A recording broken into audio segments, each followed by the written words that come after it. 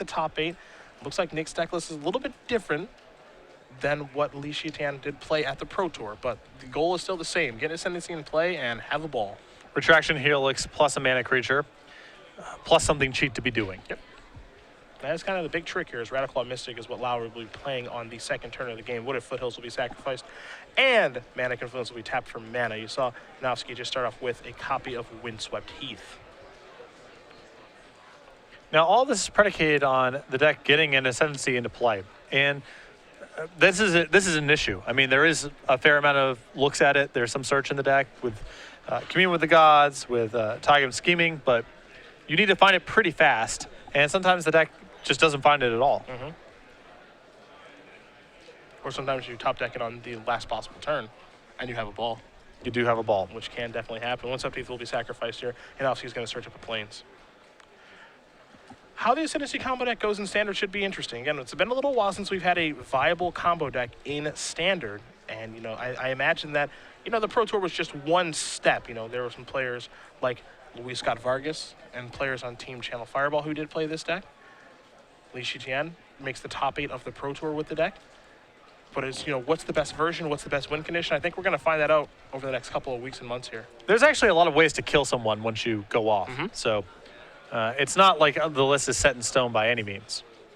See, Lowry has a copy of Goblin Rabblemaster here. The big thing is Anthony doesn't really know what he's up against at this point. You have to imagine, right? Opponent with a Windswept Heath gets a Plains and then a Mana Confluence. That could be actual anything. Yeah. That said, Goblin Rabblemaster immediately puts your opponent to the test. Do you have some sort of answer? Yes, no, maybe so. Looks like the answer right now is no. Here's an attack for 1. Should go without saying here that this is also Anthony's best threat in the matchup because it's the fastest thing he has going on. Well, now the jig is up. Okay, well, now we know. Jeskai Ascendancy is what you're doing. I guess I have to try to beat that. So there's the powerful enchantment. Here's an Astral Cornucopia. That will allow Yanofsky to draw and discard a card.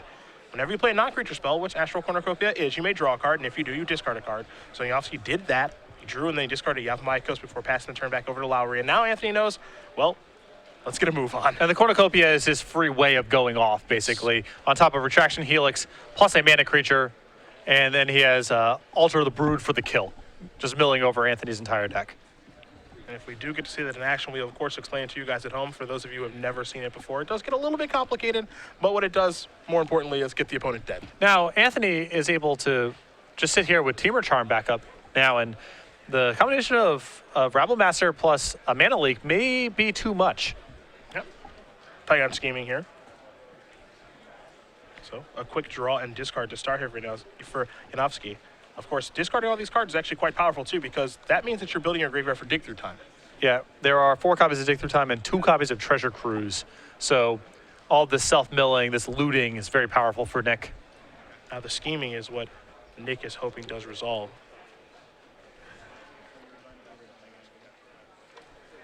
So 5 cards.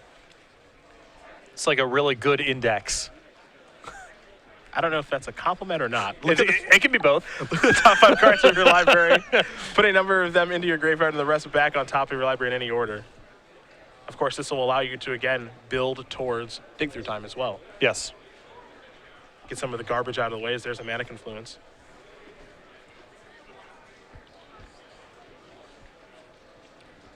And you see that there are plenty of cards in the graveyard now for Yanofsky to actually cast Dig Through Time.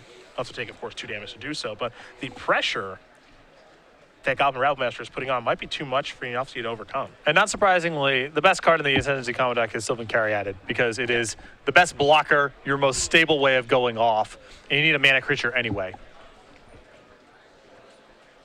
Oh, a Boon Satyr in the turn. Hello. Ooh, hold up Temur Charm and be able to deploy Boon Satyr if nothing threatening happens. That is a nice turn. Probably just a lethal turn here for Lowry. That's a Brian Kibler turn right there. Shivan Reef, trigger the Grabblemaster, attack with everybody. Yes, sir. Anthony Lowry's going to win game number 1 here with this Temur aggro deck over Nick Yanofsky and his Ascendancy combo deck. Lowry up 1 as we head to the sideboards here. Now, this is the big problem with the Ascendancy deck, right?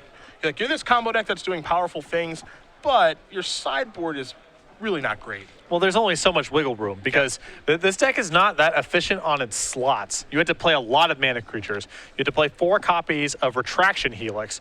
You need to be playing with these Astral Cornucopias, and you can't get away from these cards, most likely, unless you fully convert your deck.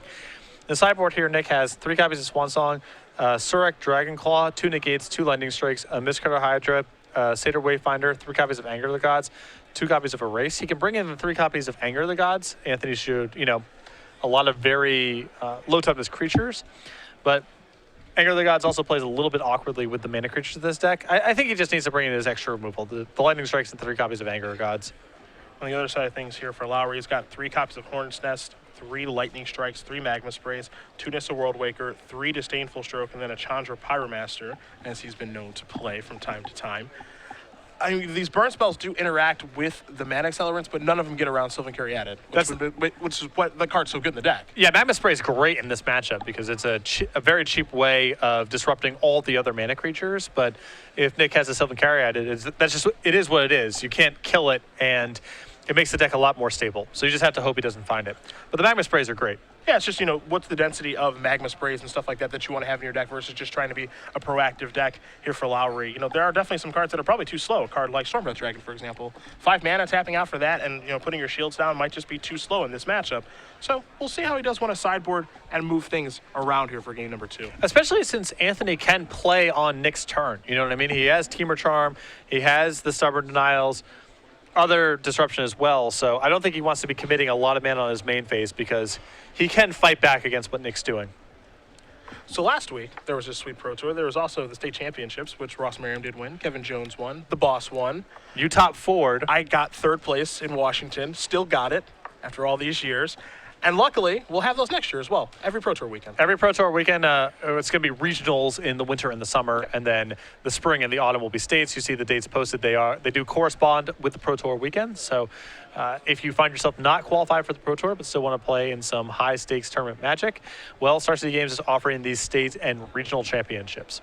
Should be fun. I had a lot of fun in states. Did some battling. Played Brad Nelson's crazy red-white. I'm an aggro deck game 1. I'm a Planeswalker and Wrath deck game 2.